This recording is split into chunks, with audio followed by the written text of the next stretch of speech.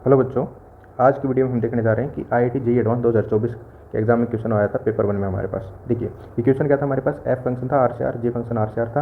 ये function define कर रहा था एफ ऑफ एक्स हमें ये गिवन है और जी ऑफ एक्स फंक्शन हमें ये गिवन है और ABCD जो है हमारे पास रियल नंबर है। अब देखिए अभी इस क्वेश्चन में क्या गिवन है, एच फंक्शन गिवन जो कि आर से आर हमारे पास, करेक्ट। और एच ऑफ एक्स जो है वो हमारे पास इस तरह से फंक्शन गिवन है जो कि कुछ इस तरह से हो जाएगा, करेक्ट। अब देखिए यहाँ पे ये एक्स बिलोंग्स टू आर दे रखा है और ये लिस्ट गिवन है, लिस्ट 1 लिस्ट 2। अभी PQRS में ABCD की वैल्यू गिवन है और लिस्ट 2 में दे रखा है कि HX जो है हमारे पास, ये HX है, ये किस तरह से वर्क करेगा, ठीक है। कि ये 1 1 होगा, ऑन 2 होगा, डिफरेंशिएबल होगा या रेंज क्या होगी इसकी, इस चीज़ के बारे में बताना है, ठीक है। अब P ऑप्शन लेते हैं, जब हमारे पास A 0 है, B 1 है, C 0 है, D 0 है, तो H ऑफ एक्स आएगा वो हमारे पास यहाँ पे वैल्यू पुटअप करेंगे ABCD की। तो H ऑफ एक्स जो आएगा हमारे पास वो ये आ जाएगा G of x plus G half minus x, correct.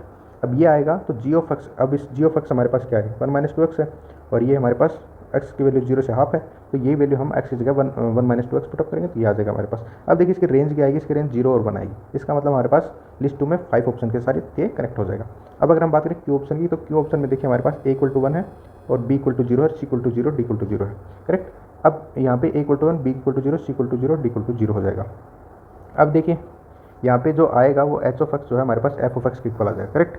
तो अब देखिए अब क्या हो जाएगा हमारे पास, ये हमारे पास ये वैल्यू आ जाएगी x square sine F of x जो हमारे पास वो ये है। तो x ग्रेटर देन 0 के लिए एक्स स्क्वायर हो जाएगा और x लेस देन 0 के लिए माइनस एक्स स्क्वायर हो जाएगा। ये कुछ इस तरह से आ जाएगा।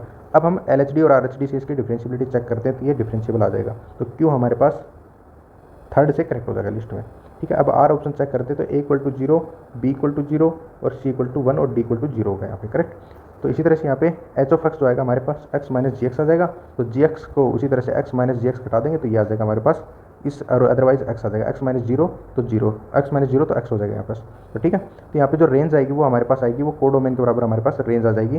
तो इसका मतलब क्या हो जाएगा, आर ऑप्शन जो हमारे पास करेक्ट होगा वो ऑन टू के इक्वल हो जाएगा, क्योंकि रेंज इक्वल टू कोडोमेन है तो हमारे पास ऑन टू हो जाएगा। इस तरह से अगर हम देखें एस ऑप्शन, तो A equal to B equal to C equal to 0 है और D इक्वल टू 1, तो H ऑफ एक्स आया वो G ऑफ एक्स इक्वल आ गया। तो G ऑफ एक्स हमारे पास ये है।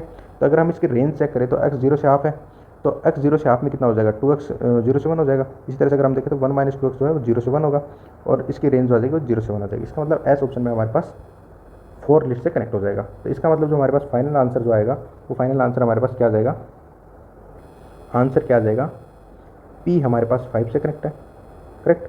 और यहाँ पे Q हमारे पास जो है कनेक्ट है वो 3 से है और R हमारे पास 2 से है और S हमारे पास 4 से।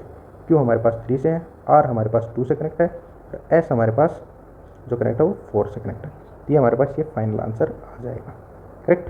तो इस तरह से हम इस क्वेश्चन को सोल्व कर सकते हैं। आई होप बच्चों आपको ये समझ में आ गया होगा।